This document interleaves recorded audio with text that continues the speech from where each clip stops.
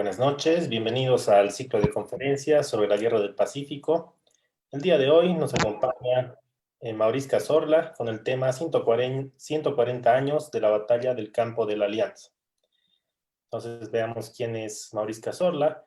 Bueno, hemos estado organizando con él y con Juan Alberto Quirós todo el ciclo de conferencias, reminiscencias de la Guerra del Chaco, y ahora el ciclo actual sobre la Guerra del Pacífico. Maurice Cazorla es miembro de la Sociedad de Historia y Geografía de Oruro, es miembro de la Sociedad de Historia de la Guerra del Chaco y ha sido presidente del Comité Departamental de Etnografía y Folclore. Es investigador en historia en diferentes ámbitos de la historia de Oruro y de la historia de Bolivia. Es también impulsor de la revista Historias de Oruro, junto a su hermano Mauricio Cazorla. Y esta noche nos va a presentar este tema tan importante sobre los 140 años de la batalla del campo de la Alianza. Adelante, Mauricio. El auditorio es tuyo. Gracias, Diego.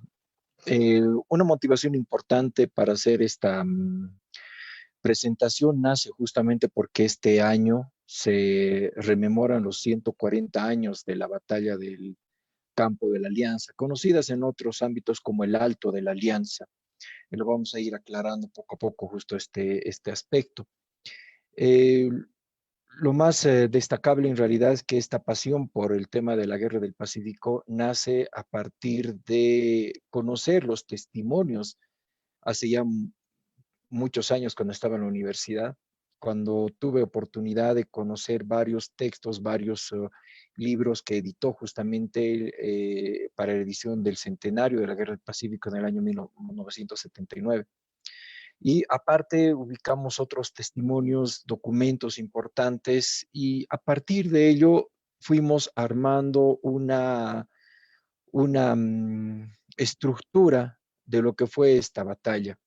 Una de las batallas más importantes de la Guerra del Pacífico, por lo menos a la que le cupo a Bolivia desarrollar a lo largo de la guerra, sin desmerecer lo que fue la batalla de San Francisco, la batalla de Pisagua o la batalla de Tarapacá, ¿no? Y también citar la batalla o el enfrentamiento que hubo en Tambillos y otras escaramuzas que también vale la pena en algún momento citarlas para ser parte de esta rememoración histórica.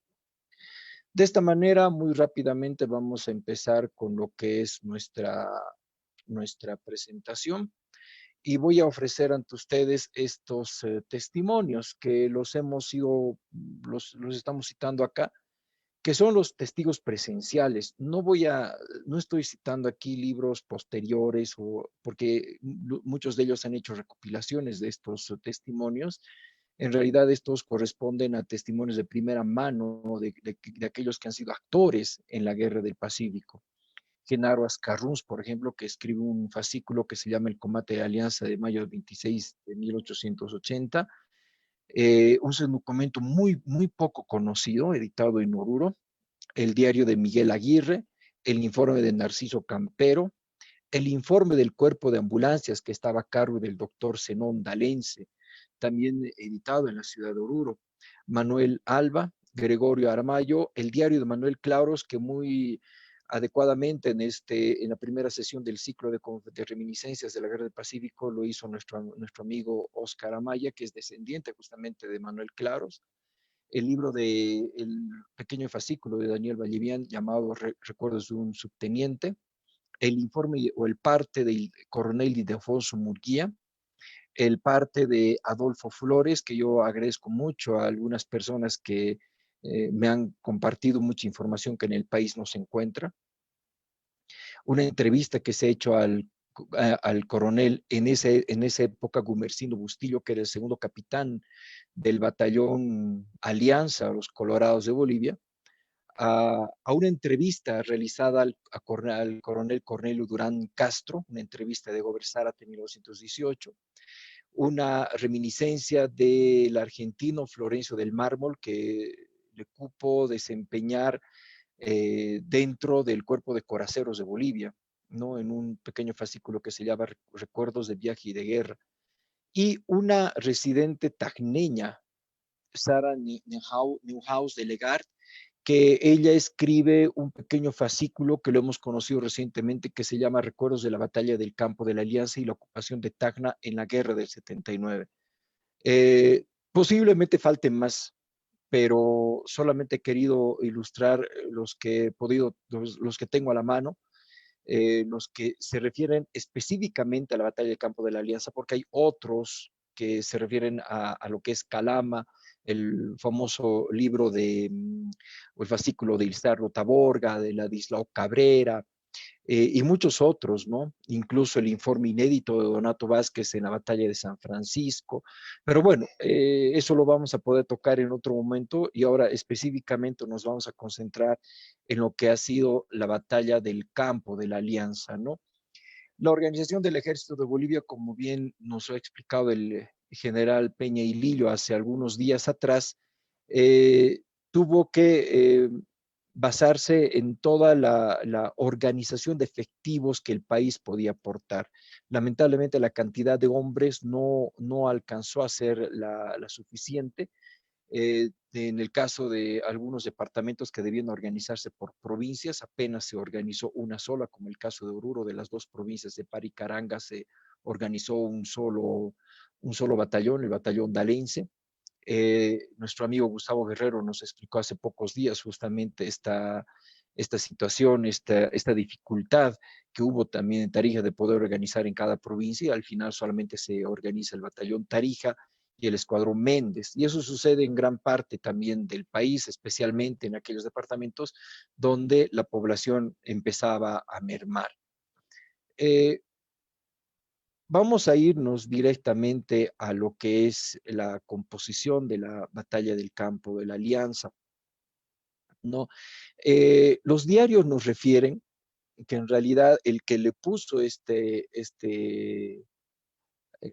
o bautizó este lugar como campo de la Alianza fue el general Juan José Pérez, y eso está en los libros, en uno de los diarios de esta campaña, cuando nos habla justamente de que subiendo a las alturas del Intiorco, al Alto de Tacna, que es así como se lo conocía, él le bautiza con el nombre de Campo de la Alianza Perú-Boliviana, justamente en una rememoración a lo que fue justamente esa alianza perú-boliviana en la época de la Confederación. Él había luchado incluso en la Confederación Perú-Boliviana y parece que el título era el adecuado.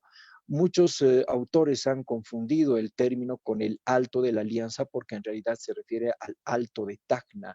Entonces de ahí viene justamente la confusión y que muchos textos actuales también refieren de la misma manera, pero como estamos viendo en este momento, este es un mapa que publica Julio Díaz Arguedas en 1932 que justamente habla de la batalla del campo de la Alianza. Eh, Tenemos que entender mucho del contexto en ese tiempo. El ejército, hasta que llegara el general Narciso Campero, después de que Daza deja el mando del ejército, él dejó de ser presidente en realidad, pero después tiene que salir de Tacna hacia Arica y de ahí se va hacia el exilio. El ejército se encuentra bajo las órdenes del general Lizardo Montero.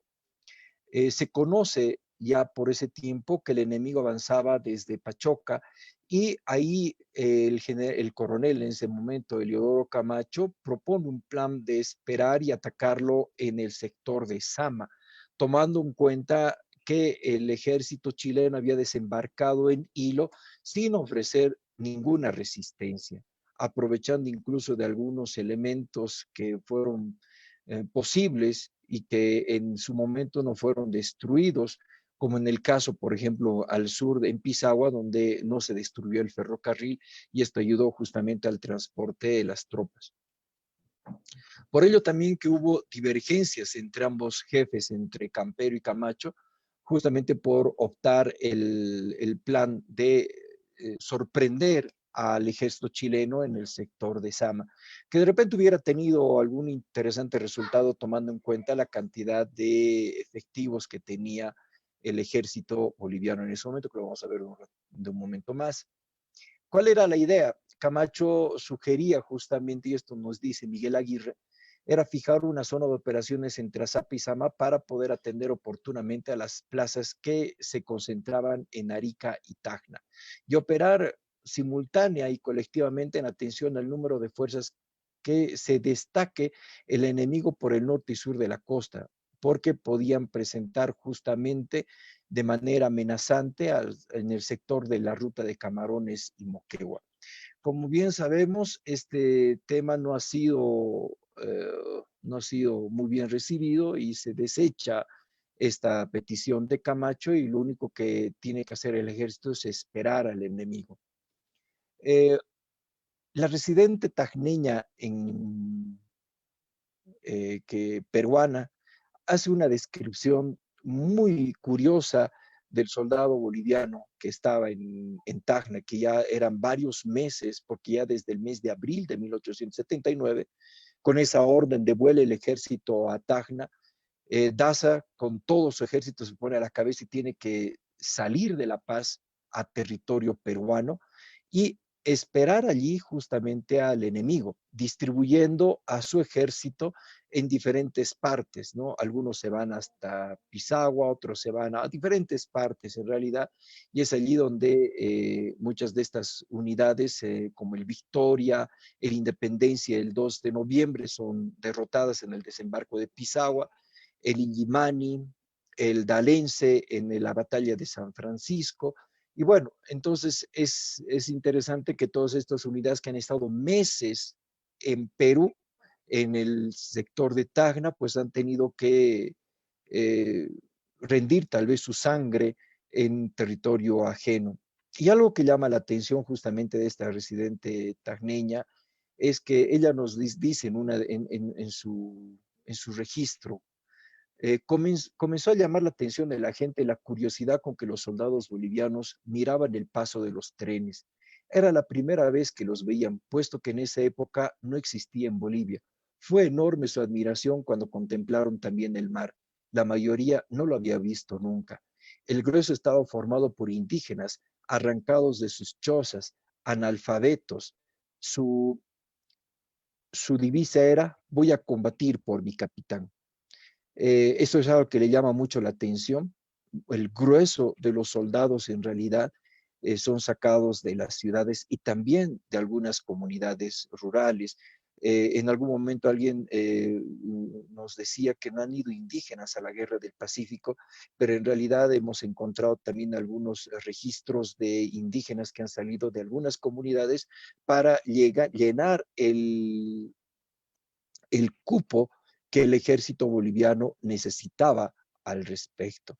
Entonces, por eso es interesante esa referencia que nos hace esta ciudadana tagneña.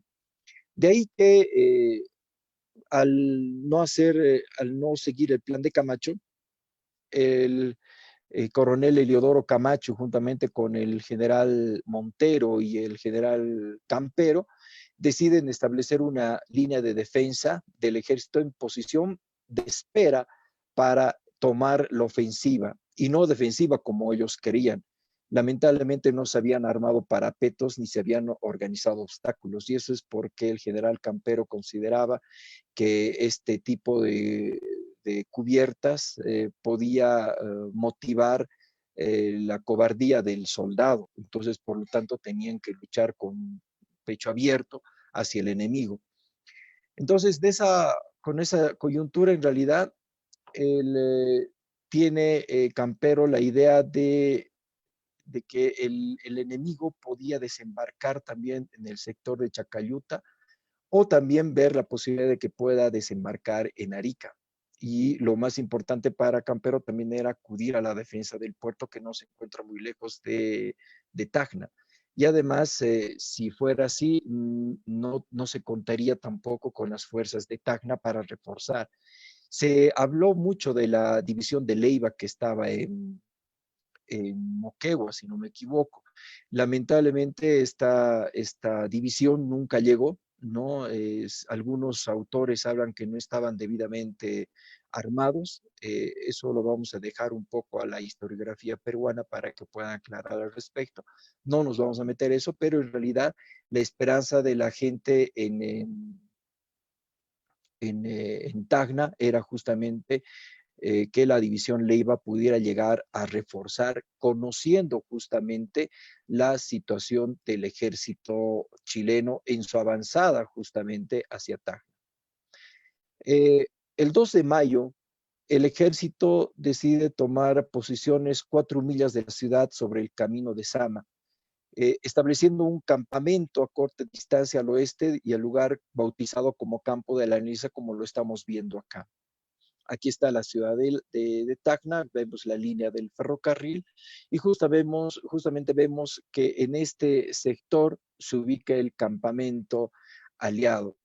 Eh, este lugar era importante porque en este sector, por lo que dicen los informes, yo debo reconocer que no conozco Tacna, es una de mis metas personales ir a conocer aquella ciudad y conocer el campo de la Alianza, pero los informes un poco nos ilustran de cómo es el lugar y allí nos dice que estableciendo el campamento aquí estaban siendo auxiliados por el forraje, porque eso se necesitaba mucho para los caballos y las mulas que transportaban las piezas de artillería, y además por estar cerca a la ciudad de Tacna, donde los oficiales podían acudir a los lugares de abastecimiento y la tropa podía tener a las rabonas, que los vamos a ver después con un poco de detalle, que atendían justamente las necesidades alimenticias de los soldados, porque no había la cocina, como en algún documento hemos visto que los peruanos tenían una cocina del ejército,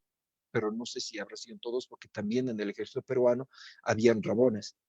Entonces, ese es un tema muy importante para tomar en cuenta este aspecto. Y Adolfo Palacios, un militar peruano, insistía justamente en fortificaciones pasajeras en el circuito del campamento, por lo menos hacer una especie de rodeo, que era la intención que se tenía en ese momento.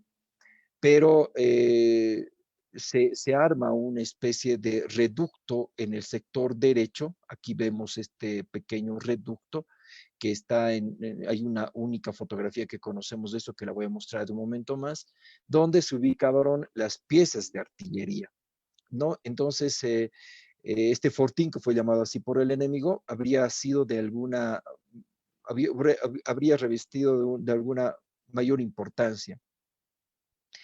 Ya después, el 22 de mayo, sucede algo interesante.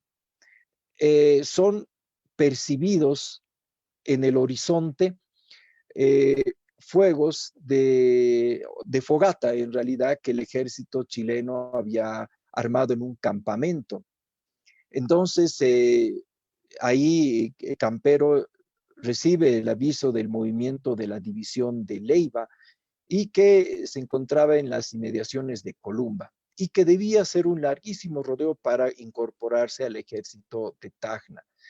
En esa coyuntura, pues el enemigo podía tomar el puerto de Arica, encontrándolo completamente desguarnecido para justamente servir de concentración y promover la derrota del ejército aliado. Sin embargo, el 22 de mayo el ejército chileno se encontraba en Sama, y esto por avisos de los humos de fogatas, que no se sabía en realidad cuál era la cantidad de efectivos que se tenía. No se había desplegado un servicio de inteligencia para por lo menos determinar cuál era la cantidad de efectivos. Entonces, lo que hizo el ejército es que organizaron un avance para encontrarse al enemigo. Entonces, a las 12 del mediodía, el ejército comienza o antes de las 12, mejor dicho, empieza a hacer su acercamiento ante el ejército chileno que se estaba acercando por Sama, y se puede percibir, según el informe de Miguel Aguirre, de que hay una cantidad de 1,000 a 1,500 hombres en caballería y artillería. Hubo una pequeña escaramuza de 2 horas donde la artillería enemiga lanzó bombas siendo contestados por peruanos con sus 2 cañones de poco alcance. Lamentablemente, la única baja de esta jornada es el soldado Aurelio Soria del Escuadrón Vanguardia de Cochabamba, que después es atendido por las ambulancias bolivianas, que el doctor Zenón D'Alens en su informe dice de que el mencionado soldado fue llevado, bueno, fue eh, comunicado a las ambulancias y un equipo de sanitarios fue al lugar y lamentablemente llegaron tarde porque la granada de artillería había perforado el pulmón, lo cual fue imposible salvarlo. Entonces, la ambulancia boliviana tuvo la misión de recoger el cuerpo y ofrecer su sepultura, lo cual hicieron eso en la ciudad de Tacna. Tuvieron todavía el tiempo porque después veremos en la batalla del Campo de la Alianza que esa labor digna y humanitaria fue completamente difícil. Entonces, allí se ve que esta actitud en realidad fue celebrada los bolivianos, pese a la baja, los bolivianos y los peruanos, porque en realidad veían que el ejército chileno se estaba retirando. Entonces, ahí el general Juan José Pérez dijo de que no se puede atacar una caballería solo con unidades de infantería.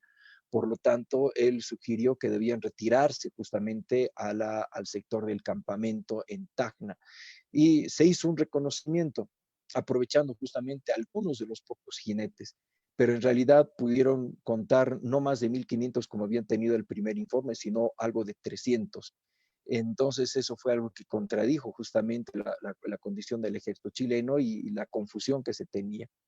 Entonces, la caballería del ejército peruano estaba compuesta por los restos del escuadrón Junín y los guías al mando del coronel Albarracín y los lanceros de Tacna, pero no tenía más de 100 sables. La caballería boliviana tenía 300 hombres, que eran los jóvenes de la Legión Boliviana, que aquí quiero mencionar eran en su gran parte jóvenes que habían venido desde Santa Cruz de la Sierra.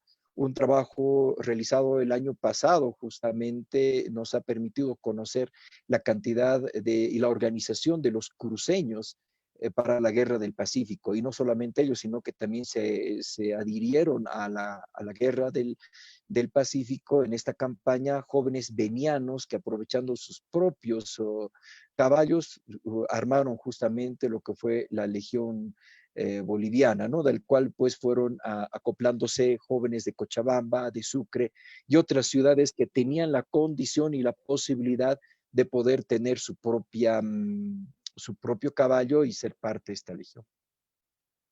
Entonces, no todos tenían sables, no estaban bien montados y aparte que no estaban muy bien uniformados.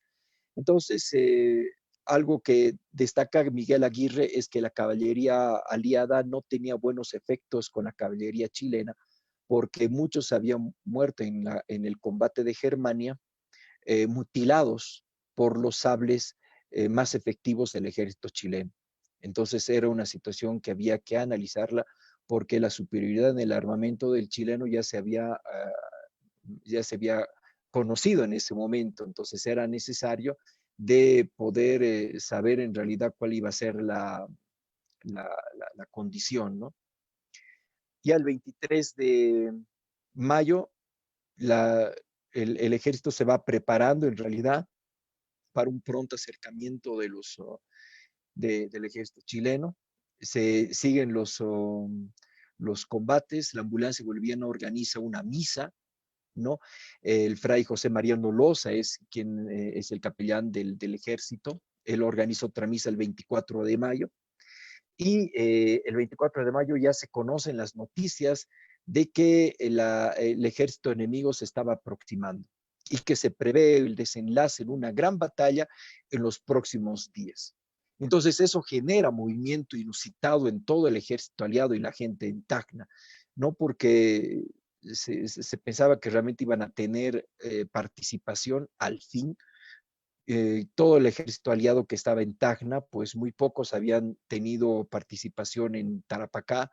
Los que salieron derrotados de San Francisco, una gran parte se van hacia Oruro, otra parte llegan a Tacna y se incorporan en diferentes unidades. Los que estuvieron en Pisagua, la gran mayoría perecen en las playas de Pisagua. y no tenemos en realidad veteranos, una gran cantidad que ayuden a influir el ánimo de la gente. Sin embargo, la moral del ejército en Tacna era muy alta.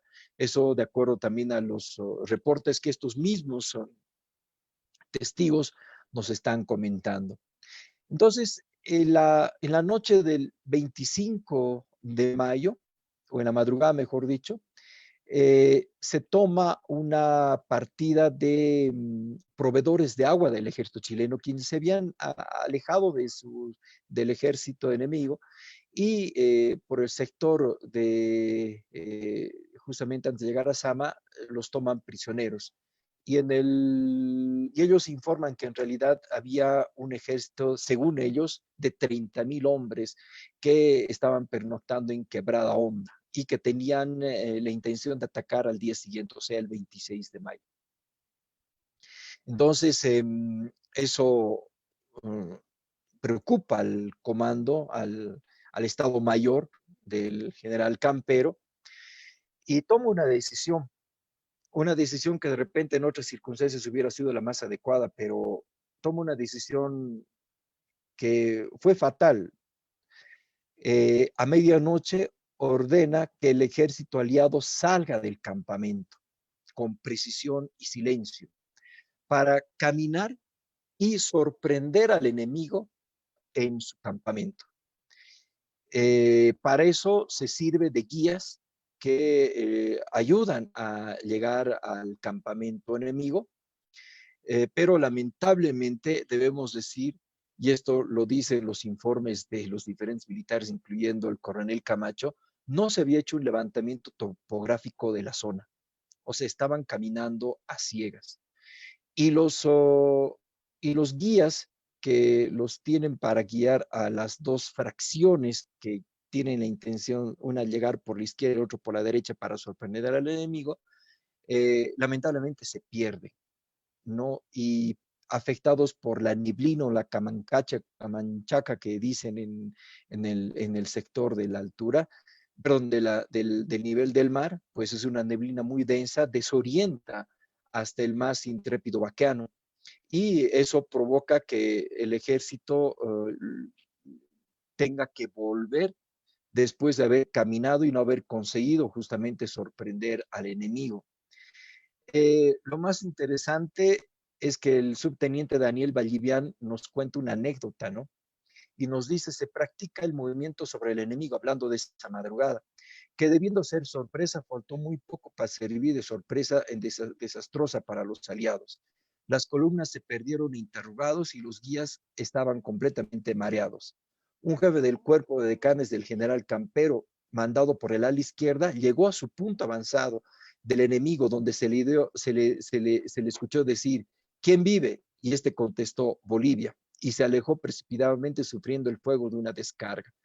Si se hubiera planificado, si se hubiera organizado, si hubiera levantado un mapa adecuado para el movimiento de las tropas, no hubiéramos tenido este desliz.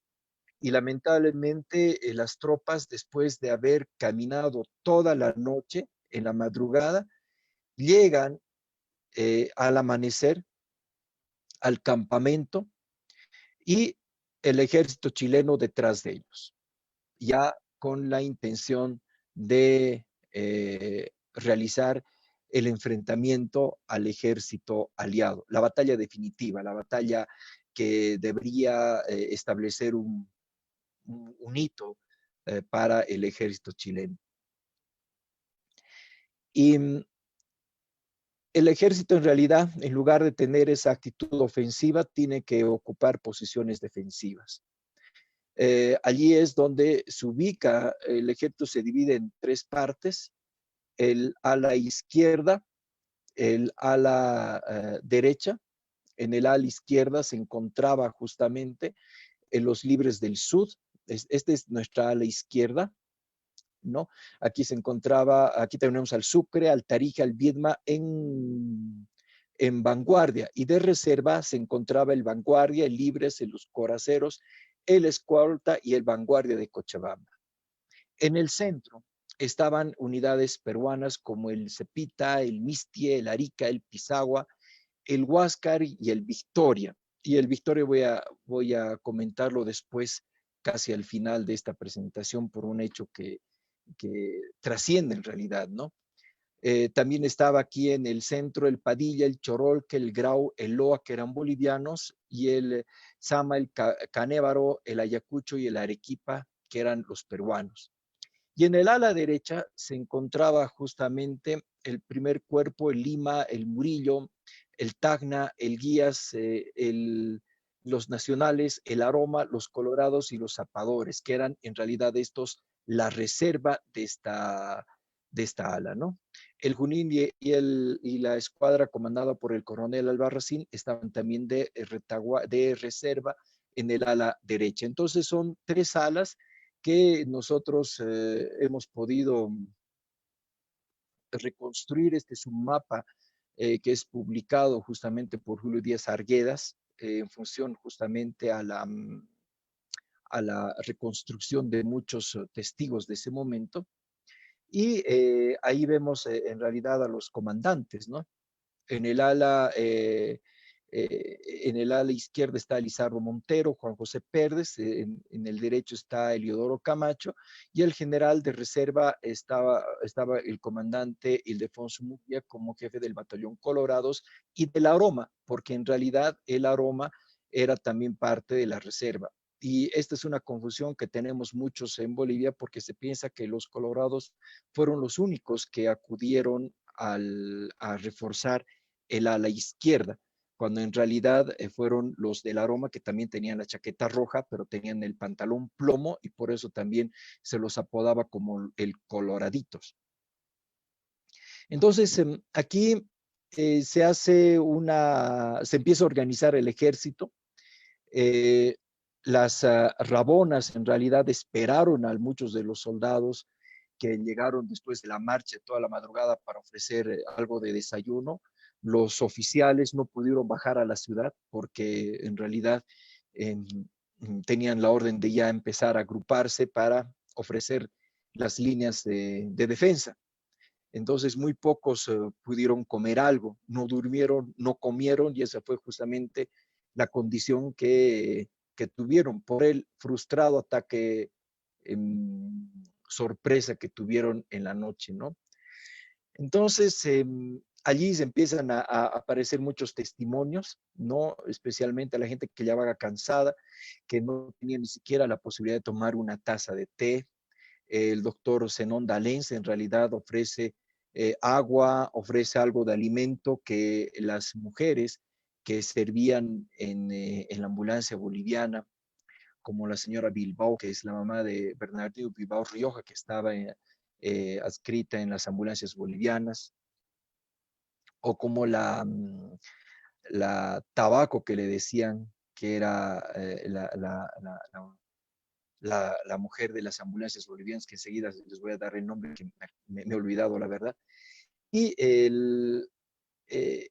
obviamente todo el personal sanitario que se encontraba a la espera de poder ver la situación y la condición con la que se iban a enfrentar el ejército aliado.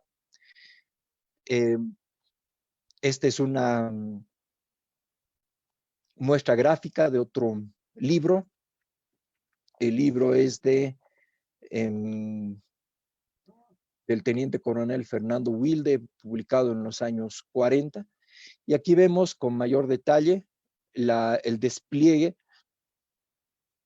de lo que fue el movimiento del ejército chileno y la caída del ala izquierda del ejército aliado, pero con la situación que las vamos a ver de un momento más. Nos vamos a quedar con este mapa un poquito para poder apreciar justamente con mayor detalle otros elementos, ¿no? Este también es otro mapa, ¿no? Que lo he sacado de una página de internet de Chile que se llama Memoria Chilena, donde vamos a ver en realidad las unidades chilenas. Aquí también están sus reservas y aquí vemos de color rojo a todas las unidades del ejército aliado. Pero nos vamos a quedar en realidad con el primer mapa para poder entender un poquito la condición de la organización del ejército en ese momento. A las 5 de la mañana se tiene noticia que el general Campero, después de haber llegado de esa infructuosa misión, toma un ligero descanso, pero después se sube al caballo para esperar al enemigo. El personal es dividido en 5 secciones, donde el, todos los edecanes y demás se van distribuyendo en los diferentes campamentos.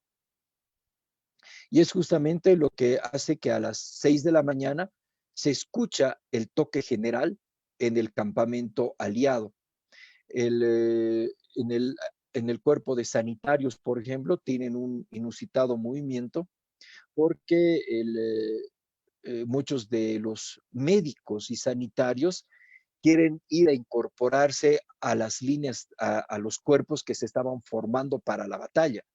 Y eso obliga incluso a que el doctor Zenón Dalense, que era el médico adscrito al cuerpo de ambulancias, les recrimine y les pida de que no hagan eso porque él había que respetar el emblema que recién se había establecido en la Guerra del Pacífico, como era justamente la Cruz Roja, y el emblema internacional pues permitía de que los que estaban bajo este símbolo puedan actuar de la manera libre, sin atender en realidad situaciones de un país. Entonces ellos como que tenían una norma supranacional que los obligaba en realidad a atender en caso de tener a los heridos, tanto al enemigo como de los propios aliados. Pero sin embargo, Telésforo Baker y Jorge Molina deciden botar sus insignias de la Cruz Roja y se incorporan a algunos cuerpos que se estaban organizando en la línea de batalla. Entonces, hay un informe interesante donde empiezan a avisar de que el enemigo ya se encontraba al frente, se estaba formando. El, el general Acosta, el general Boliviano Acosta, estaba muy delicado de salud, pero quería cumplir sus deberes. Se viste con dificultad y Manuel Alba lo ayuda para poder ponerse de pie. Ordena ensillar su caballo y marchar hacia el campo de batalla. En la calle, mientras subían algunos oficiales por la calle de Tacna que no habían hecho la misma travesía noche anterior, se encuentran con el coronel tarijeño Miguel Estensoro, gravemente enfermo del hígado, con su animal que venía, que lo traía completamente, traía prácticamente tirado. Pero este militar se incorpora y decide, pese a su condición, continuar su travesía para subir a la parte alta del Intiorco, donde se encontraba el campamento aliado. Se da la señal del Estado Mayor, la Diana, y se repiten todos los cuerpos del ejército aliado. Un toque de general, se reparte a 20 tubos fuera de los 80 que tenían todos los soldados. Se les dio de adelanto un boliviano con 80 centavos como diarios adelantados y además se espera justamente la presencia de algunas vivanderas o rabonas que estaban llegando al campamento para ofrecer un plato de caldo o un asado e incluso algunas aguardiente que estaban trayendo para los soldados que esperaban en el campamento. Muchos de ellos empiezan a gritar vivas a la Alianza, a Bolivia, a Perú. Había entusiasmo en las filas del ejército aliado. Lo más interesante es que comen con toda tranquilidad, esperando en realidad el desenlace que se veía venir. Y comienza en las primeras horas de la mañana el bombardeo de la artillería del ejército chileno. Muchos proyectiles caen detrás de las carpas de ambulancias, lo cual los ponía en una situación muy riesgosa, por lo que el doctor Zenón Dalense decide mover las carpas un poco atrás de retaguardia para evitar justamente los eh, que puedan hacer su efecto los proyectiles. Voy a adelantarme a una de estas imágenes. Este cuadro es una gentileza de Pablo Michel. Lo voy a mostrar. Está en Sucre, en realidad este cuadro es un cuadro muy hermoso, muy lindo de la batalla del Campo de la Alianza. Y aquí vamos a ver el despliegue de las diferentes unidades de acuerdo al, al cuadro que les he mostrado hace un momento, ¿no? Este es un cuadro muy lindo, muy hermoso, pintado en 1920 y que muestra justamente toda la disposición del ejército aliado y a los personajes que los vamos a ver poco a poco, ¿no? Y el ejército chileno que se encontraba en el norte. Entonces, sobre este cuadro hay interesantes interpretaciones que las vamos a ver. Después hay otro cuadro, este cuadro en realidad que muy gentilmente un amigo Luis Fernando Aruquipa me ha compartido, salió en la primera edición del libro Guano, Salitre y Sangre. Es un cuadro que yo lo había visto en fotografía en el Museo del Litoral en la ciudad de La Paz, pero lamentablemente no he podido ubicar el cuadro original. No sé dónde estará, no sé si es chileno o es peruano o es boliviano, pero se sabe que fue pintado en 1884 por José María Martínez. Este cuadro es muy interesante porque nos coloca con detalle las unidades y los uniformes con los que habían actuado cada una de los batallones eh, y los regimientos que actuaron en el campo de la Alianza. Es un documento visual sumamente importante, de los pocos que tenemos para poder apreciar el tema del campo de la Alianza. Y justamente vamos a poder apreciar en uno de estos cuadros el fuego de artillería, ¿no? De las piezas que disparaban contra el campamento aliado, ¿no? Y se disparaba en realidad, pero no hacía ningún efecto porque los proyectiles en realidad solamente levantaban hileras de humo y arena, pero no detonaban. Entonces eso pasó muchas veces. Los registros de todos los testigos de ese día nos comentan que muy pocos hicieron efecto en realidad en el campamento. La arena es muy densa y eso evitó justamente de que se promueva o se provoque accidentes inadecuados. Y hay un relato muy interesante, pero esto sucede casi a media mañana por el subteniente Daniel Vallivian, cuando nos comenta justamente que la rabona del sargento Laguibel, aquí vamos a ver a las rabonas, aquí las vemos en la parte de abajo, hay un detalle de estas mujeres en algún momento, y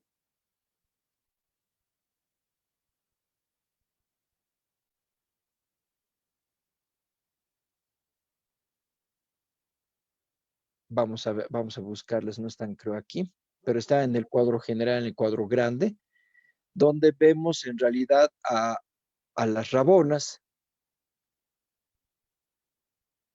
Aquí las vemos, que en realidad, pese al fuego de artillería, ellas suben a ofrecer el almuerzo a algunos soldados que estaban en la reserva, caso del sargento Laguibel, que era del batallón Alianza, que estaban en reserva, que ellos se encontraban justamente en el ala derecha, pero aquí los vemos ya avanzando. Daniel Vallivian escribe y nos cuenta y nos dice, ¿no? Que la señora, la Rabona, había subido con su niño a cuestas, llevó la olla de cerámica, le había llevado el chairo, así lo describe, dice que es el chairo. Era una comida muy común para los soldados en esa época y además que tenía charque, que era la carne que se podía mantener mucho tiempo.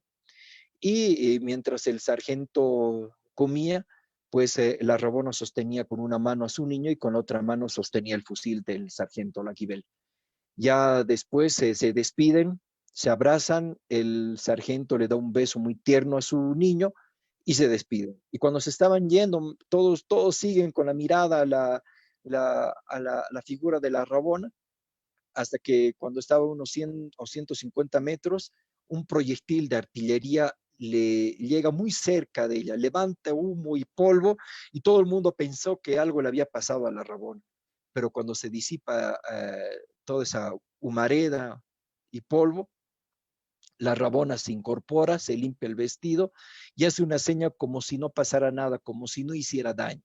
Eso animó mucho a los colorados que estaban allí porque dan los vivas a Bolivia, la alianza, y bueno, la Rabona tiene que seguir su camino para bajar a la ciudad de Tacna.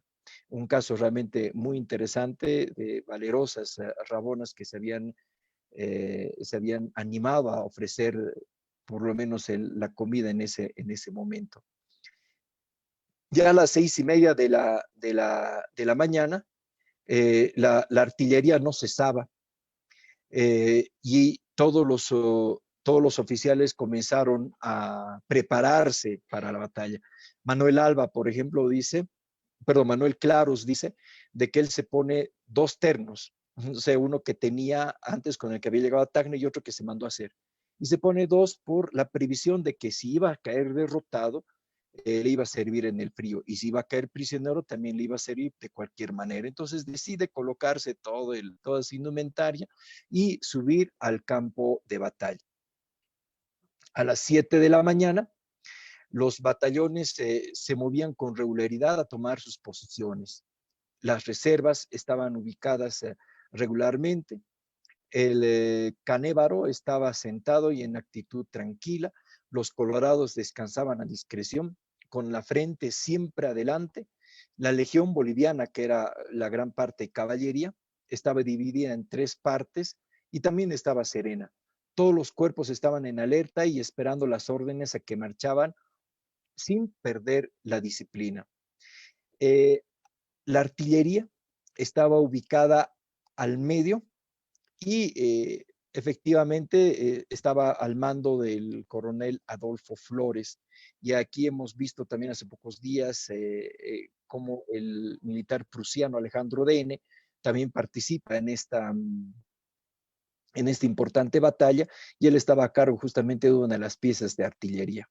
Se había armado una especie de fortín para evitar justamente, para acomodar las piezas de artillería. Esta es un poco la fotografía de cómo se acomodaron esta especie de fortín de más o menos 100 a 150 metros, como nos hacen la descripción, donde se colocaron las piezas de artillería.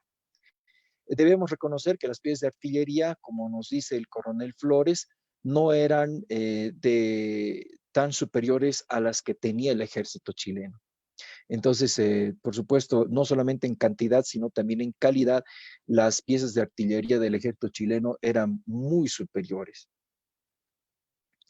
Después, ya a las 8:15 de la mañana, nota el general Campero que pese a los fuegos de artillería, comienza a ver que ya hay un avance del ejército chileno. Estaban queriendo ocupar posiciones para poder ver en qué momento enfrentarse a la infantería. Eso fue a las 8:15 de la mañana. Los otros testimonios nos dicen que el enemigo ocupaba el frente, se podía apreciar una línea negra con otras paralelas de derecha e izquierda. O sea, el estilo, por lo que se comenta en los informes de los aliados, era que colocaban una línea de ofensiva y otras líneas de reserva, en realidad, ¿no? Una táctica muy interesante, ¿no? La artillería ocupaba una cuchilla y era la única que podía distinguir al enemigo. Las otras no se podía por la forma especial del terreno. Eso es algo que yo quiero conocer en el terreno para ver realmente todas estas descripciones que nos hacen del campo de batalla. Eh, varios varios testimonios nos dicen que la artillería continuaba su asedio. El general Montero, el comandante del ala derecha, sugiere que se pase a reforzar y proteger el ataque de la extrema derecha y del ala izquierda, porque habían 4 piezas que estaban colocándose a la vanguardia de la división del coronel Castro Pinto, y obviamente, en esta situación se preveía una situación ventajosa. La artillería estaba seccionada en 4 piezas Krupp a órdenes de Flores. en el fuerte de la derecha, 3 pies a órdenes del coronel José Camacho a la vanguardia y de 1/3 de nuestra línea. 3 líneas a órdenes del comandante Adolfo Palacios y el segundo tercio de aquella y 2 piezas Krupp a órdenes del teniente coronel José Manuel Pando en apoyo de la extrema derecha, todos ubicados en este espacio. Eran las 8:30 de la mañana y el ejército chileno anuncia su presencia con más descargas de baterías de artillería que se distingue por el estampido de las detonaciones y los penachos de humo que se elevan como espiral. Cada vez eran mucho más fuertes y obviamente los proyectiles caían mucho más cerca del campamento aliado. El ejército simplemente está a la espera, se organiza en realidad para poder enfrentarse con la infantería. Aquí hay un dato muy interesante, cuando Manuel Alba nos comenta y nos dice, por ejemplo, que se encuentra con uno de sus amigos en realidad, y le dice de que se había encontrado con él, y le dice que había botado su insignia de la Cruz Roja, y le dice: voy a cumplir mi deber, hermano, y a correr la suerte del batallón. Él había jurado vengarse porque su hermano había muerto, no se dice en qué jornada. Entonces él decide justamente levantar esta venganza. Eh, Campero, con caballo, recorre todos los frentes de batalla. Aquí lo vamos a ver.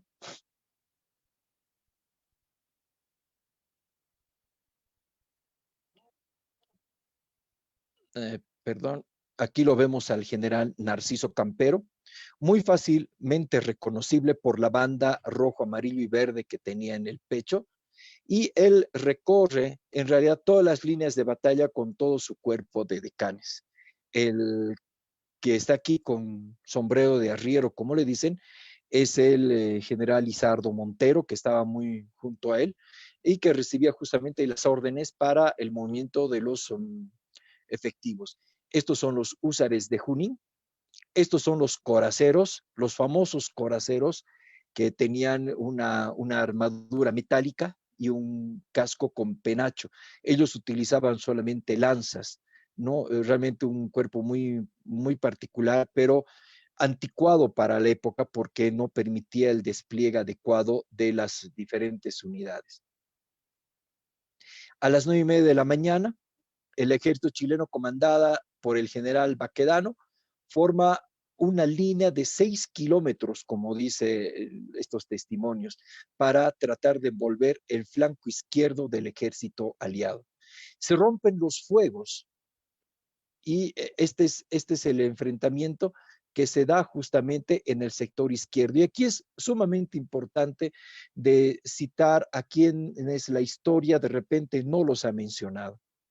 Al Regimiento Segundo de Línea, el Sucre o Amarillos, al Batallón Tarija, que son los primeros en enfrentarse y los primeros en sucumbir en este enfrentamiento de la artillería enemiga, perdón, de la infantería enemiga.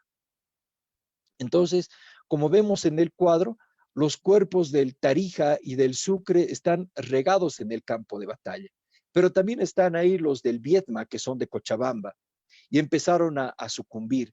De esa manera es que Camacho ve la situación de poder ordenar que la reserva que estaba para el ala derecha se traslade a la izquierda. Y aquí los vemos a los colorados, al batallón Alianza, no se los puede apreciar a los coloraditos que son del Aroma, que son también de chaqueta roja con pantalón plomo, que van justamente a reforzar el ala izquierda. Era la única reserva, porque las reservas del ala izquierda ya habían sucumbido frente a la infantería. En el lado derecho estaba el Murillo, que se estaba enfrentando al ala derecha y parte de la artillería, y también el Murillo estaba cayendo. En el centro, el Chorolque y muchas otras unidades peruanas también se estaban enfrentando, y realmente la situación era complicada. Un dato interesante es que el subteniente Daniel Vallivian, cuando se estaban reuniendo, cuando se estaban um, organizando en realidad para poder enfrentar al enemigo, él era el único que tenía caballo, según lo que nos cuenta, fuera del comandante Ildefonso Murguía, del coronel Ildefonso Murguía. Entonces, mientras estaban yendo, el subteniente Daniel Vallivian, que tenía 17 años en ese momento, se encuentra con su tío Néstor Vallivian, que era hermano de José Vallivian. Y él era el segundo comandante del batallón Sucre. Daniel le dice, tío, ¿qué pasó? Y el otro le responde que cayó herido y mostraba una herida fuerte en la pierna izquierda, pero aún así no se desubicaba de su posición de comandante y ordenaba todavía a sus soldados avanzar. En ese momento, cuando los colorados estaban avanzando, colorados y coloraditos, eh, ellos tenían una rivalidad fuerte con los del Sucre. Eh, Incluso ellos dicen que cuando estaban pasando encima de los cuerpos del Sucre, evitan pisar los cadáveres y decían que iban a vengar a sus primos, que eran los del batallón Sucre. Ellos empiezan a arremeter y justamente esta es la división amengual de Chile, según algunos reportes, lograron hacer retroceder parte de la división amengual y en algunos incluso se comenta que llegaron a tomar algunas piezas de artillería y otro habla de que se tomó incluso un estandarte. Varios testimonios nos confirman en realidad que lograron hacer retroceder, pero el coronel Murguía había ordenado a Daniel Vallivian que vaya a recoger la caballería de reserva para poder repeler a la caballería chilena que estaba también atacando, porque los de la Alianza y el Aroma habían formado cuadros para evitar el ataque de la caballería chilena. Entonces, en esa coyuntura, el Daniel Vallivian vuelve al campamento, pero la caballería había desaparecido.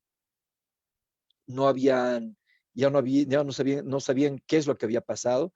Se conoce que la Legión Boliviana había logrado penetrar en realidad a la, en el ala derecha, apoyando un poquito a la artillería, pero lamentablemente muchos de ellos cayeron, ¿no? Y lo que causó en realidad pánico fue el vanguardia del Perú, que comenzó una retirada estrepitosa sin haber entrado en batalla. No que todos los peruanos tuvieron esta actitud, por supuesto que no. Fue solo esta unidad, que seguramente fueron reclutas muy jóvenes, sin preparación, porque los demás cumplieron estoicamente su misión. Eh, una gran parte en realidad pereció en el campo de batalla y después incluso de la batalla, porque vamos a ver que cuando el ejército chileno avanza sobre las líneas del ejército aliado, los colorados también cometieron otro desliz, ¿no? Que esa era el tema del repase. Ellos mientras estaban avanzando también estaban aniquilando a los heridos, pero también los chilenos hicieron lo propio, pero obviamente ellos hicieron mucho más, porque ellos a medida que iban avanzando, a todo herido que encontraban, los iban ultimando, como el coronel Barriga, por ejemplo, del ejército peruano, que lo destrozaron de un balazo en la cara. Eso de acuerdo al reporte del doctor Zenón Dalense. Y ya casi para mediodía, después de que el refuerzo de los colorados fueron a batirse con la caballería, ya no había, ya no había espacio eh, para poder tener más refuerzos. Toda la, Todo el ejército aliado se estaba sumiendo ante la presencia del ejército enemigo. Eh, Aquí también hay que destacar al batallón peruano provisional número 3, que también se pusieron bajo órdenes del coronel Murguía para a ser parte de esta fuerza de esta ala izquierda. Lamentablemente fue infructuoso y al no tener reserva en el ala derecha, el coronel Adolfo Flores había pedido la reserva, pero la reserva del ala derecha había ido a reforzar el ala izquierda, no tenían reserva. Y es ahí donde la mayoría de los del Murillo caen en el campo de batalla. Eh, este, es un, este es un elemento realmente que angustia por todo lo que va sucediendo, porque en realidad los soldados bolivianos y los soldados peruanos ofrecen hasta el último instante en realidad su vida para poder repeler al enemigo que ya para las primeras horas de la tarde ya estaban ocupando en realidad gran parte del campamento aliado. Los únicos que quedan en realidad, la gran mayoría de los que pueden salvarse son oficiales, algunos soldados que bajan a Tacna, otros llegan a tomar el camino a Pachía para volver al país, entre ellos el general Campero, y los pocos en realidad, los únicos que se quedan son los de la ambulancia boliviana. Ellos tienen que proceder de diferente manera porque se acercaban los soldados chilenos queriendo tomar el agua, el coñac y los víveres que tenían los soldados, pero los de la ambulancia boliviana, de acuerdo al informe de Zenón Dalense, pero lamentablemente todo eso no era custodiado por nadie. Vino un coronel chileno que había ordenado a los soldados chilenos que eviten hacer eso, porque ya en la ambulancia en la ambulancia peruana se había podido percibir que habían ultimado algunos heridos peruanos y algunos también que estaban bolivianos en ese campamento. Entonces, allí es donde Zenón Dalense ordena ya casi en la noche que salgan con lámparas y camillas para poder recoger a la mayor cantidad de heridos. Pero lamentablemente una gran cantidad tienen que reconocer que son heridos, pero que quedan heridos, son ultimados a, a quemarropa o son atravesados por la bayoneta, ¿no? Hay datos dramáticos como un joven de Libres del Sud que estaba cerca del camino hacia la bajada de Tacna, donde es herido en una pierna y así como iba corriendo dificultosamente, es herido en un brazo y al final una bala de muy cerca le disparan en el pulmón, cayendo inerte en ese preciso momento. Muchos oficiales se caen heridos, entre ellos el coronel Camacho, que tiene una herida en el vientre, el general Juan José Pérez, que cae mortalmente herido con una herida en la cara y que lo tienen inconsciente. Algunos de la ambulancia boliviana lo llevan a Tacna para buscar dónde alojarlo, pero lamentablemente no es sabido en ninguna parte y es justamente el padre de esta ciudadana tacneña, Sara Neuhaus de Legar, que lo atiende en su propio domicilio. La agonía dura 3 días del general Juan José Pérez. Al siguiente día, cuando escucha entrar a la banda del ejército chileno, como estaba inconsciente el general Pérez, es posible que un pequeño atisbo de vida lo haya tenido, que se incorpora y grita, hemos vencido. Y el padre de esta señora tacneña le dice, sí, hemos vencido. Y cae inerte en la cama para ya no despertar. El ejército chileno se entera del deceso de este general y organiza un sepelio con todos los honores de su rango militar en el cementerio de Tacna. Y así termina sus días en realidad un importante militar que le había bautizado al lugar como campo de la Alianza Perú-Boliviana y que había peleado en la Confederación Perú-Boliviana en los años 30 del siglo XIX. Ese es en realidad el desarrollo muy rápido que hemos querido hacer de, este, de, este, de esta batalla. La verdad, hay muchos detalles que no los estoy mencionando porque la verdad me he dado cuenta que es muy largo, pero que sí es necesario aprenderlo poco a poco, ¿no? Aquí estamos viendo que ya la caballería chilena ha avanzado sobre el campamento boliviano. Aquí ya no está Campero, aquí hay unos cuantos del batallón Colorados.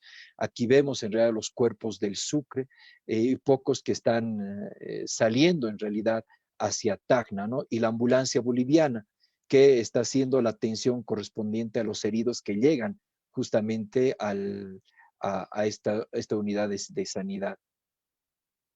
Esta es la disposición del ejército chileno. Aquí vemos en realidad a los músicos del batallón Sucre, porque antes de la batalla tocaban las dianas. Y no he encontrado ningún testimonio, pero seguro que hay, aunque en ninguno de los que he mencionado, eh, la unidad de los Colorados avanza con la melodía de las canterías. No, es un hecho popular, es un elemento que hemos heredado, pero no he encontrado lamentablemente ninguno de estos testimonios que yo los estoy percibiendo, que yo los estoy compartiendo. Otro elemento importante que también que debo destacarlo es que en la unidad en el campamento de sanidad boliviano, el doctor Zenón Dalense hace la rememoración de un niño moreno, menos de 12 años, que se había acercado llorando al campamento pidiendo un fusil.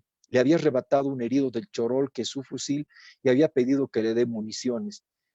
De todas maneras, impidieron que él pueda eh, salir porque iba a encontrar la muerte segura pese a su corta edad, pero con llanto y todo se impone y sale en busca de sus mayores. Él era el tambor, un chiquillo del batallón Alianza. Él deja su tambor y corre justamente a dar encuentro a los colorados. Lamentablemente no hemos encontrado el nombre, pero la tradición popular hace entender que se trata de Juancito Pinto. Hay dos testimonios, uno es del doctor Zenón Dalense y otro de Manuel Alba, pero lamentablemente en ninguno de los dos hemos podido encontrar el nombre.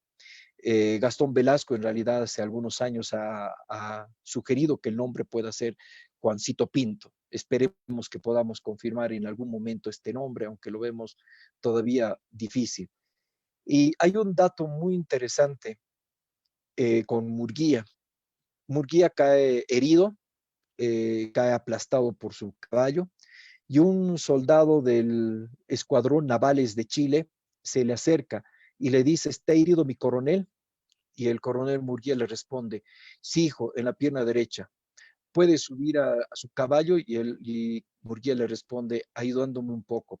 El naval lo sacó entonces debajo del cadáver del caballo, tomó enseguida uno de los muchos que andaban sueltos y ensillados por el campo y después de subirlo le agregó, le dijo el chileno, mi coronel, si quiere irse a su ambulancia, dele a un soldado de los navales su palabra de honor de que se presentará después como prisionero. Y el coronel Murguía, que estas nobles palabras del soldado chileno le causaron impresión, examinó detenidamente su rostro a fin de no olvidar sus facciones y había pensado ofrecerle algún dinero, pero viéndole le dice, rostro de caballero, no se atrevió a intentarlo. Después de empeñarle su palabra, siguió por el camino hacia Tacna hasta llegar a una casa donde lo curaron la herida. Él quedó prisionero, herido por supuesto, y se comenta que en realidad años después se logró recuperar el estandarte de los Colorados que su hijo Nathaniel logró devolver a la unidad que actualmente se encuentra en el cuartel en la ciudad de La Paz. Pero la historia en realidad no termina allí para ser preciso de este acontecimiento. Eh, Estamos viendo aquí en realidad a los del Tarija, a los del Sucre, en plena guerrilla, el campamento de sanidad de los bolivianos. Pero algo que es necesario comentar es que en la unidad de los Colorados, los pocos que sobreviven en realidad vuelven a Bolivia y son concentrados en Sucre un año después. Se comenta que en realidad ellos querían celebrar un año de la batalla del campo de la Alianza y habían pedido que se les pague los saberes que les tenían adeudados. Entonces, organizaron una especie de motín pero lamentablemente esto cayó muy mal en el Estado Mayor, por lo que sugirieron en realidad de que se pueda arrestar a todos y eh, disolver al batallón Alianza o Colorados de Bolivia, pero no sin antes buscar el escarmiento. Y para eso en realidad ordenan que por sorteo se pueda someter a fusilamiento a 8 soldados del batallón Colorados. Y esta orden se cumple en la ciudad de Potosí en 1881, y los que son ultimados en el campo de fusilamiento, nos dice la crónica de que se intentó vendar los ojos a los reos, pero cada uno de ellos protestó contra tal medida, manifestando valor suficiente para ver cara a cara la muerte, a la que no habían temido ni en el fragor del combate del campo de la Alianza. Un piquete de tiradores del batallón Ayacucho, que estaba casualmente de servicio en Potosí, se alineó con vista a ellos, tomando distancia, y se disparó justamente contra los, los 8 colorados. Sus nombres son Anselmo Giraldes, Francisco Miranda, Jerónimo Sánchez, Francisco Calderón, Clemente Rojas, Hipólito Miranda, Francisco García y Benito Solís. Ellos estaban en una fosa común en la ciudad de Potosí, y hace un poco más de 60 años se recupera de esta fosa común y se instala en una tumba en el cementerio de Potosí. Muy pocos conocen de esta historia. Nosotros tenemos una fotografía del momento antes del fusilamiento. Lamentablemente hoy día no la he podido incluir. Prometo hacerlo pronto para conocer justamente esta parte gráfica, aunque estamos queriendo publicar esta reseña del fusilamiento de los Colorados en una edición de nuestra revista dedicada justamente a la Guerra del Pacífico. Esta tal vez es la, la gratitud con la que se ha pagado a los soldados, ¿no? El campo de batalla del campo de la Alianza está regado de restos hasta el día de hoy. Esta es una fotografía de Tacna donde se han encontrado restos a flor de tierra, muchos conservados en realidad por la condición eh, del clima seco que tiene Tacna o el Alto de Tacna, y muchos cuerpos en realidad han sido encontrados, han sido enterrados en otro lugar. Se conoce que los muertos, perdón, que los restos del ejército chileno han sido repatriados a Chile, pero en Tacna todavía quedan los restos de las unidades bolivianas y peruanas que se conservan en un mausoleo. Este es el monumento original, es una fotografía de mi familia, de mi abuelo, cuando fueron justamente en 1957 al campo de la Alianza, y este era el monumento original que se tenía en el campo de la Alianza. Ya en los años 60, 1964, se encuentran más restos, ¿no? Que mientras se estaba construyendo la carretera panamericana, se van encontrando restos, y algunos en estado interesante de conservación. Este soldado, por ejemplo, se conoce que es de los húsares de Junín, que recibe una bala en la cabeza, ¿no? Este era tenía el uniforme del Illimani, y obviamente era de una unidad boliviana.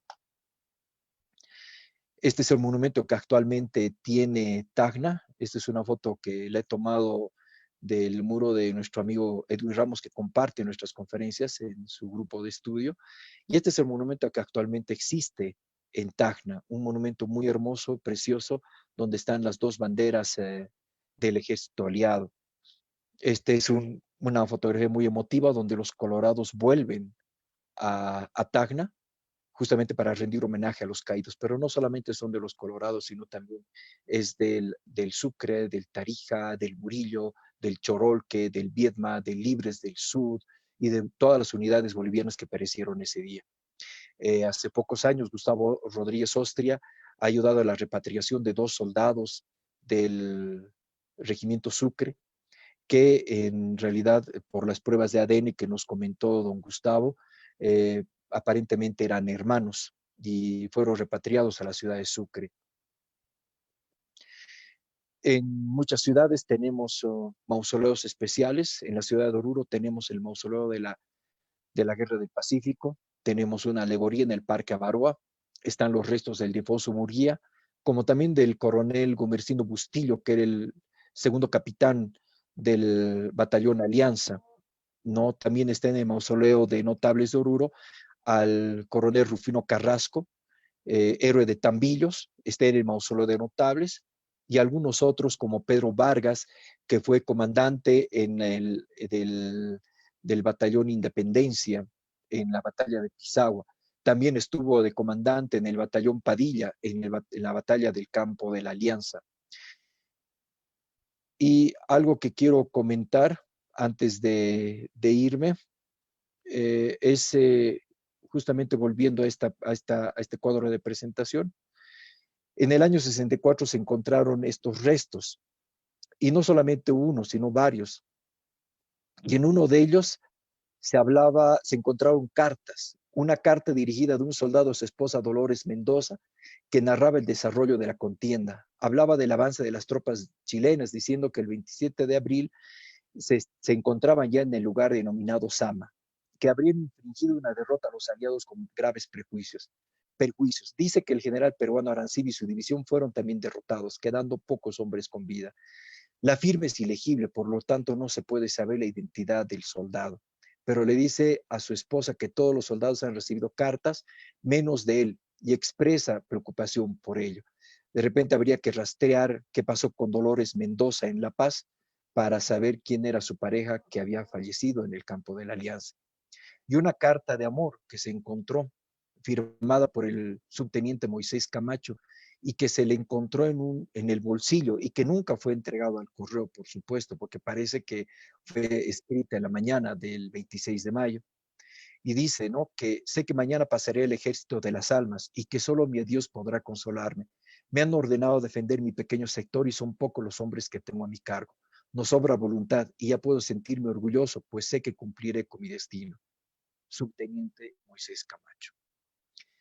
Esa es la relación resumida, he querido hacerlo, discúlpame por la extensión, pero hay muchos detalles que he tenido que omitir sobre esta importante batalla y de repente conocer estos aspectos que realmente llaman la atención por este hecho. Y me voy a quedar con un cuadro que es el mejor que se ha pintado sobre la batalla del campo de la Alianza. El cuadro La carga de los colorados, pintado por el potosino Avelino Nogales. Un hermoso cuadro que a poco tiempo de realizarse la batalla del campo de la Alianza, fue pintado justamente con el detalle que ofrecía justamente los sobrevivientes, y los rostros son en realidad de los soldados de esta unidad.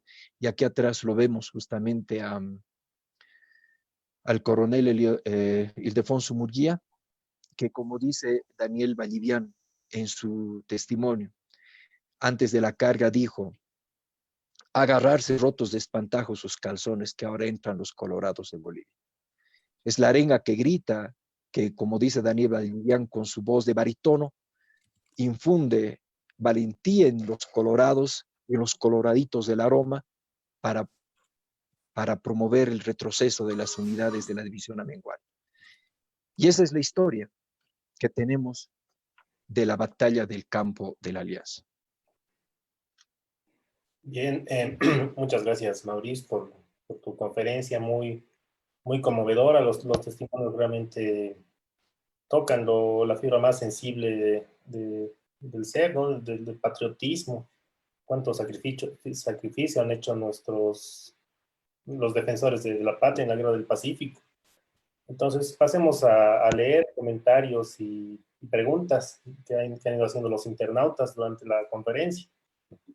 Tenemos, por ejemplo, a Pablo del Águila Sánchez, que dice: saludos amigos bolivianos, los saluda su amigo peruano que conoce y valora su país. Saludos desde Lima, Perú. Saludos para los internautas peruanos que nos están siguiendo. Olimpia Torrejón Alcoba dice buenas noches, saludos desde Tarija. Melvi Troncoso Arce dice buenas noches. Tenemos a Ángel Claure Mauriel que nos dice muy buenas noches a todos, muchísimas gracias por mostrarnos otro capítulo de nuestra historia boliviana.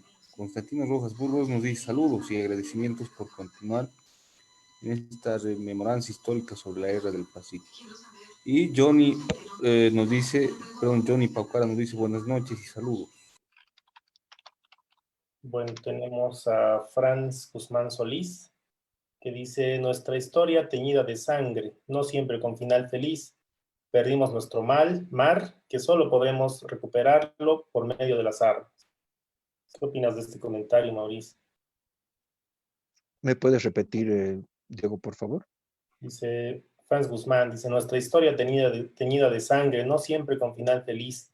Perdimos nuestro mar y solo podremos recuperarlo por medio de las armas. Es complicado, la verdad. Yo estudio historia desde lo que fue las guerras del país, pero no con intención de volverlas a tener, sino con la intención de evitarlas. Yo soy un hombre de paz y espero que no volvamos a tener enfrentamientos porque a estas alturas es muy complicado. Y la verdad, creo que es necesario tener otra proyección para poder entender justamente cuál es nuestra posición como ciudadanos. Es una opinión plenamente personal que muchos de repente no la comparten. De acuerdo. Y bueno, sí, una guerra es lo peor que le puede pasar a un país porque solo trae desolación, desgracia, muerte. Y realmente para conseguir objetivos geopolíticos, lo mejor es basarse en las armas de la diplomacia.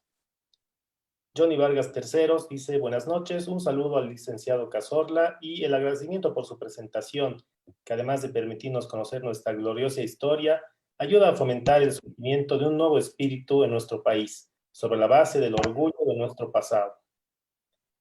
Modesta Chávez dice, saludos desde Trinidad, Beni. Acá tenemos a Eric Portillo que nos dice buenas noches, Hendrich Tapia Ulloa nos dice muy buenas noches y Osmar Santiago Rueda nos dice buenas noches, saludos cordiales. Omar Yujra, buenas noches. Luz Lima, interesante. Ernesto Zavala, buenas noches. Qué buena iniciativa de recordarnos la historia. Ojalá pudieran hacerla más ilustrativa. De igual modo, felicidades.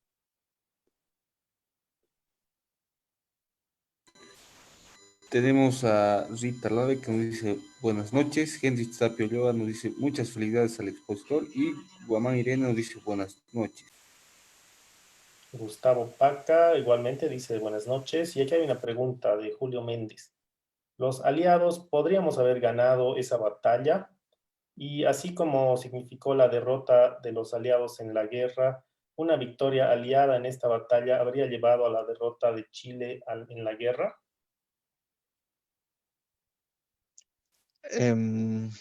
Soy de la línea de Jorge Bastoflor, ¿no? Donde es posible imaginarnos, pero podemos imaginarnos mil escenarios. Yo también me pongo a pensar si realmente hubieran hecho caso a Eliodoro Camacho para sorprender al enemigo en el Valle de Sama, o que la división Leiva hubiera llegado a tiempo para reforzar justamente al ejército aliado y no haber permitido en realidad que el ejército se fraccione en dos, porque otra parte estaba en Arica, y precisamente hoy día también recordamos los 140 años de la toma de Arica, otro hecho también realmente singular y de mucha valentía de los peruanos en la defensa de Arica. Eh, Podemos especular muchas cosas, la verdad, pero sí una victoria del ejército aliado, muchos de ellos que estaban luchando por primera vez, los hubiera levantado de valor, hubiera entusiasmado en realidad mucho para poder hacer muchas cosas, pero lamentablemente estábamos jugando contra la política, estábamos jugando contra otro tipo de situaciones más allá de la propia voluntad del soldado. Y lo más importante, ¿no? Es que el ejército boliviano estaba luchando en tierra que no era boliviana, estaba luchando en tierra ajena, que estaba ayudando a su aliado, al Perú, por supuesto, y había puesto su sangre para defender Tacna. Perfecto, gracias. Olimpia Torrejón Alcoba dice, por favor, ¿puede compartir los enlaces de las imágenes de la guerra? Gracias por la conferencia. Las Raúl, imágenes. Raúl Daza nos dice, esta batalla es una gran prueba de lealtad boliviana, cuando especialmente en Chile nos acusan de abandonar al Perú. Los peruanos se la creen, y cabrones justifica semejante afirmación.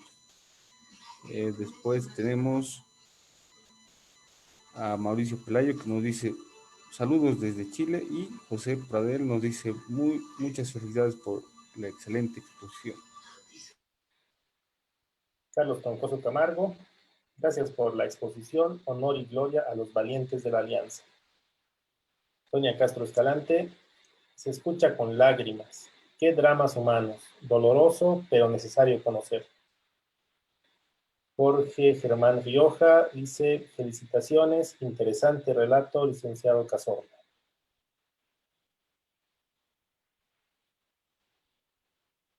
Adelante, Juan Alberto.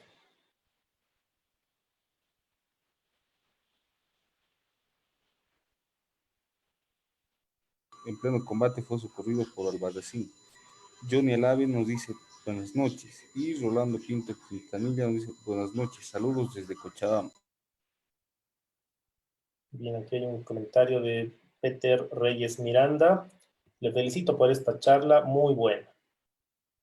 Giovanna Cristina Gutiérrez, buena exposición, licenciado Cazorla, gracias. Y Anita Olivares, felicitaciones desde Antofagasta, Chile. El testimonio de la señora Bilbao y Josefina Ceballos son muy conmovedores. Cruz Roja, Rabona. Tenemos a Carlos Alberto Sandoval Landívar que nos dice gran exposición. Johnny Vargas nos dice rememoración heroica, muchas gracias por mantener la memoria de nuestros héroes. Y Anita Olivares, en el cementerio de Antofagasta tenemos a un veterano boliviano identificado como Pedro Vargas.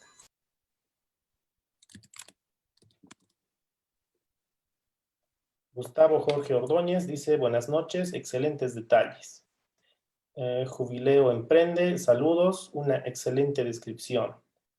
Y María Salles dice, ¿algún libro que hable sobre el fusilamiento de los colorados? En realidad está escrito en el libro del teniente coronel Julio Díaz Arguedas, la historia del ejército de Bolivia, en lo que se refiere justamente al capítulo del regimiento primero. Después del periodo de la Guerra del Pacífico hay un detalle de transcripciones de periódico, porque en realidad esto no ha sido escrito oficialmente en un texto. Luego está el libro de los Colorados de Bolivia, escrito por Alcibiades Guzmán. La segunda edición salió hace pocos años. Y también el libro que fue escrito por la profesora María Luisa Ceballos, donde hace una semblanza de Murguía. Es muy interesante porque muy pocos testimonios hay.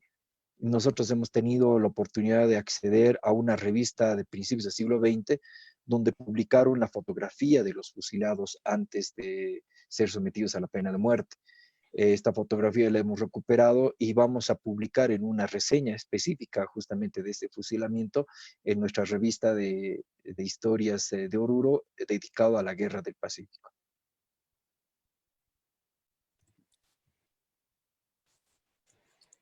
Adelante, Juan Alberto.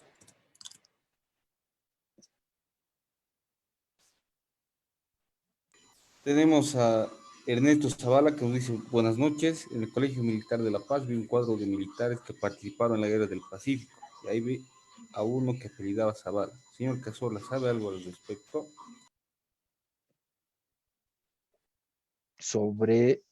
Me está hablando de militares que participaron en la Guerra del Pacífico, de un Entendí oficial que Zavala. sí, de un tal Zavala. Tendríamos que buscar. La verdad, en todos los testimonios hay muchos nombres. En la revista general que se hace en abril de 1880 ofrece bastantes nombres y el recordar a uno en específico, la verdad no lo podría decir. Si me da tiempo, con todo gusto yo le voy a responder aquí al mensaje, y si lo encuentro, con todo gusto le voy a compartir.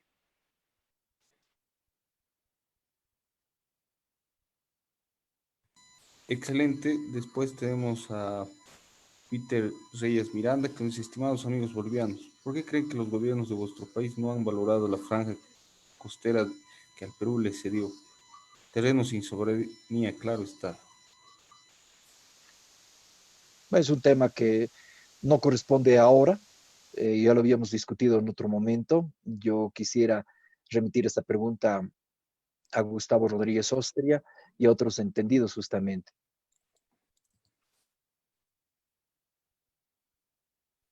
Excelente. Vamos a continuar con las preguntas. Acá tenemos a Clau Flores, que nos dice: excelente presentación. Bueno, luego está Julio Catalán Escobar Rojas, que dice: felicidades, licenciado, y muchas gracias. Pablo del Águila Sánchez: ¿tiene un cálculo de la cantidad de fuerzas enfrentadas y la cantidad de bajas resultantes de la batalla? Uno de los mejores estudiosos justamente es el teniente coronel Julio Díaz Arguedas, que nos da una relación aproximada en realidad de las fuerzas enfrentadas del lado aliado. El ejército boliviano tenía 5.137 hombres, el ejército peruano 6.526, un total de 11.663 hombres. Según la versión del coronel Arguedas, en realidad el ejército chileno tenía 19.640, pero mi amigo Mauricio Pelayo, que también sigue esta presentación, tiene otro número, pero yo me concentro específicamente en el lado boliviano, y de acuerdo al informe de las ambulancias bolivianas, según lo que refiere el doctor Zenón Dalense, el primer día, solo el primer día, lograron registrar, no con nombres, sino la cantidad de fallecidos que oscilaban entre los 1.500 y los 1.800 muertos del ejército aliado, solo el primer día, hasta la madrugada del 27 de mayo. Posteriormente, según lo que cuenta el doctor Dalense, se hace imposible seguir con el conteo y nunca se llegará a saber la cantidad exacta de las bajas que ha tenido el ejército aliado. Perfecto, gracias. Karina Gamboa dice: buenas noches, muy interesante y gracias al expositor. Bueno, Elenita Choque dice: el talento de los historiadores de gran prestigio consiste en hacer verosímiles las inverosimilitudes de la historia. Gracias, licenciado Maurice. Tenemos a Alejandra Clau, que nos dice: buenas noches, me gustó mucho la exposición, gracias, licenciado. Eric Portillo: una pregunta, estimado Mauricio, ¿es Alto de la Alianza o Campo de la Alianza? Lo que había explicado al principio, justamente lo que a mí me sorprendió fue el revisar los testimonios que son de los testigos presenciales, y dos de ellos mencionan que efectivamente el lugar es bautizado como Campo de la Alianza, como hacer una reminiscencia en realidad al campo de batalla, campo de la Alianza Perú-Boliviana, como Manuel Alba lo dice en su diario, ¿no? Que fue bautizado por el general Juan José Pérez. En muchos textos posteriores hablan del Alto de la Alianza, porque en realidad se encontraba en el Alto de Tacna, y de ahí puede venir la confusión, aunque yo considero que de alguna manera habría que seguir revisando, porque yo hasta el momento en todos los documentos, incluyendo el despliegue de la batalla, vamos a ver, por ejemplo, este de los años 40 que dice Alto de la Alianza, pero el teniente coronel Julio Díaz Arguedas lo reconoce como Campo de la Alianza. Mientras más antiguo es, las referencias son Campo de la Alianza. Excelente. Acá tenemos a Javier Lazarte, que dice: buenas noches, felicidades por la exposición. ¿Cuál es su comentario del coronel Murguía? Bueno, primero que es un coterráneo nuestro, nació en Oruro, una persona en realidad que hizo su carrera militar ya desde muy joven, incluso llegó a tener a tener el grado de capitán en el gobierno de José María Linares. Se quedó con el grado de coronel en toda la década de los 70, porque estuvo en realidad comprometido con el gobierno de Melgarejo. Hay un dato bien interesante en el libro de Agustín Morales de los primeros 100 años de la República de Bolivia, cuando es tomado prisionero por Ignacio León en Chayapata en julio de 1865. Después de la guerra, en realidad, él vuelve y se hace el trámite correspondiente para lograr el grado de general. Nunca se lo entrega, nunca se lo da, y lamentablemente él muere con esa frustración del poco reconocimiento que el Estado boliviano le da a un importante militar como ha sido Ildefonso Murguía. La profesora María Luisa Ceballos, que en paz descanse, hace pocos años después de haber publicado su libro, o antes de publicar su libro, mejor dicho, realiza una gestión justamente para que de manera póstuma se le pueda conferir el grado de general a Ildefonso Murguía. Un elemento, una cualificación justa, la verdad, por su entrega, su empeño en realidad en haber actuado al frente de sus tropas. En algún momento leí de los comentarios que el coronel Albarracín lo había auxiliado para salir de Tacna. El parte en realidad lo tenemos lo hemos encontrado en los documentos de Pascual Ahumada Moreno, y en realidad él ha quedado prisionero, pero ha podido evadirse de alguna manera. No conocemos los detalles porque hubiera sido interesante conocer mayor elemento para poder comprender justamente esta situación. Ildefonso Murillo en realidad es el héroe máximo de la batalla del campo de Areniza para nosotros, los que vivimos en Oruro, pero también reconocer otros héroes, ¿no? Como Felipe Ravelo, general Juan José Pérez, el mismo Adolfo Flores, y muchos otros, ¿no? Que lamentablemente la historia no los reconoce y que es necesario justamente reivindicar y promover su memoria. No hemos hablado de la batalla de San Francisco, me encantaría en otro momento hacerlo. Ahí hablamos de Pascual Mariano Mamani, hablamos de otros importantes que han perecido en estas batallas, de la batalla de Pisagua, de la batalla de Tarapacá, e incluso, ¿no? De quien tomó el estandarte del segundo de línea de Chile, ¿no? Que los peruanos atribuyen que fue un ciudadano peruano, pero en realidad fue cochabambino. Es una historia que en realidad ha quedado inédita. El general Demetrio Rivera, Demetrio Ramos, perdón, escribió en los años 40, justamente haciendo investigación de primera mano sobre este tema, que en algún momento vamos a ver la posibilidad de recopilar esta información y publicar.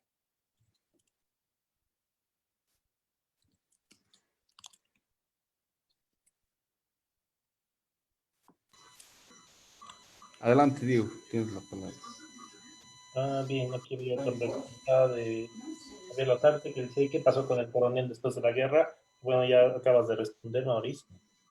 Luego tenemos a Juan Carlos Villegas Guzmán, muchas felicidades, muy buena exposición. Y Ángel Claure dice, muchísimas gracias por la exposición, licenciado Cazorla, brillante. Tenemos a Julio Aníbal Mogro, que nos dice, excelente exposición, mil felicidades. Raúl Daza, creo que es un comentario para anteriores personas que habían participado, que dice, preguntas del tema nomás, pues, bien licenciado Cazorla. Y Henry Zapiolla nos dice, el general Campero acaso no es parte de la quinta división. ¿Por qué participa y dónde se encuentra el general Daz? Creo que hay que aclarar eso, ¿no? En realidad, justamente el general Campero es comandante de la quinta división cuando estaba de comandante general, el general Hilarión Daza. Él tenía la orden de resguardar todo lo que era el sector del departamento de Potosí, ¿no? Haciendo movimientos entre Salinas de García Mendoza, Huanchaca, Los Lipes, etcétera. Pero después de que Daza es depuesto, Campero ingresa a Oruro el 1 de enero y se proclama presidente. Después se presenta en La Paz y lamentablemente en La Paz 3 unidades, entre ellas el batallón segundo de Oruro, el Bustillos y otra unidad que en este momento no recuerdo, hacen un levantamiento en Viacha, promovidos justamente por Huachalla y otros políticos más de la época con intención de derrocar a Campero.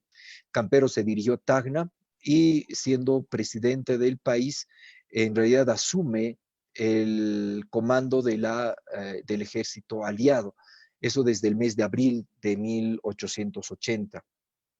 Por esas situaciones que él está en el campo de batalla del 26 de mayo de 1880. Hasta eso Daza obviamente ya había salido hasta finales de diciembre de 1879.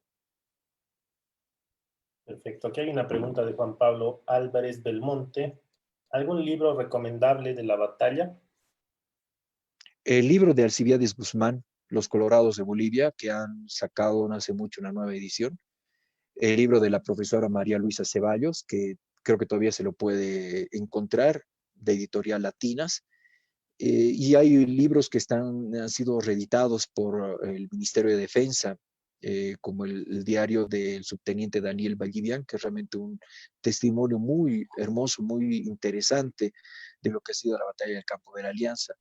Lamentablemente, la edición que se publicó en 1979, que se llama Diarios y Memorias de la Guerra del Pacífico, publicado por el Instituto de Investigaciones Históricas y Culturales de La Paz en 2 tomos, es una edición agotada. No se la puede encontrar. Aquellos que tienen la suerte de tener, en realidad aprovechen, porque ahí es una colección de fascículos, testimonios de todo lo que ha sido la Guerra del Pacífico. Y allí no solamente habla del campo de la Alianza, sino habla de los diferentes combates que ha tenido. Incluso están los 2 informes de Rufino Carrasco, está el informe de Ladislao Cabrera y muchos otros documentos realmente de importancia. Genial. Bien, aquí esta última pregunta de Julián Aguayo Romero. ¿Cuánto tiempo le llevaba a Bolivia trasladar sus tropas hasta el lugar de la batalla y cuánto tiempo al Perú? Wow. José Vicente Ochoa en realidad nos habla del movimiento del ejército de 1879. Lo hacen por semanas. Hay un detalle de cuántas leguas caminan. Y el otro día el coronel Pacheco nos ilustró justamente con el paso que hacían por el altiplano de La Paz. En realidad, a Tacna no es muy lejos desde La Paz. Lo que sí era complicado era movilizar del interior del país, desde Cochabamba, Sucre, Tarija, que se tuvo que incorporar a la quinta división. Entonces, realmente llevaba bastantes días y sin tener todos los implementos, el forraje, el auxilio necesario, pues era imposible movilizar a toda la tropa y a toda la seguidilla de rabonas y vivanderas que acompañaba al ejército. Realmente esa era la parte importante y la parte interesante. De acuerdo. Bueno, todavía hay algunos comentarios y preguntas más, pero ya hemos excedido la hora y media de conferencia, así que vamos a dejar hasta aquí. Pero realmente vemos que este tema sobre la guerra del Pacífico, específicamente la batalla del Alto de la Alianza, genera bastante interés y también muestra, ¿no?, que todavía hay heridas abiertas, tanto en Bolivia como en Perú, con respecto a esta batalla que ha significado el inicio de la derrota de los aliados.